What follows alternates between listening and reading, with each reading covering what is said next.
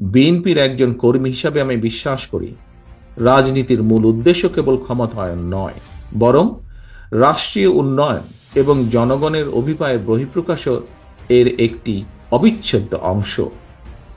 আজকে আমরা যারা এখানে সমবেত হয়েছি, দেশে বিদেশে আমরা যারা বাংলাদেশের উন্নয়ন নিয়ে সবসময় ভাবি, আমাদের গড়ে তুলতে হবে একটি inclusive, liberal and Democratic Bangladesh. আমাদের সবাইকে এক হয়ে এগিয়ে যেতে হবে বহু দূরে। এই অগ্রযাত্রার গতি হবে ফাস্ট বাট স্টেডি, লক্ষ্য হতে হবে সুনির্দিষ্ট।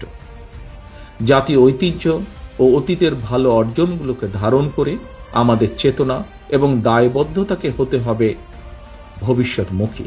গণতান্ত্রিক ধারার রাষ্ট্র পরিচালনায় আবদ্ধ থাকলে চলবে না। শুধু আমাদের উৎসাহ দিতে হবে আধুনিকতাকে, বরণ করে নিতে হবে অভিনবত্বকে, সামনের দিকে দৃষ্টিপাত করে আলিঙ্গন করে নিতে হবে সমাজের বিভিন্ন শ্রেণী পেশা মানুষের চিন্তাধারাকে, যা পরবর্তীতে পরিবর্তন করবে রাজনৈতিক সংস্কৃতিকেও।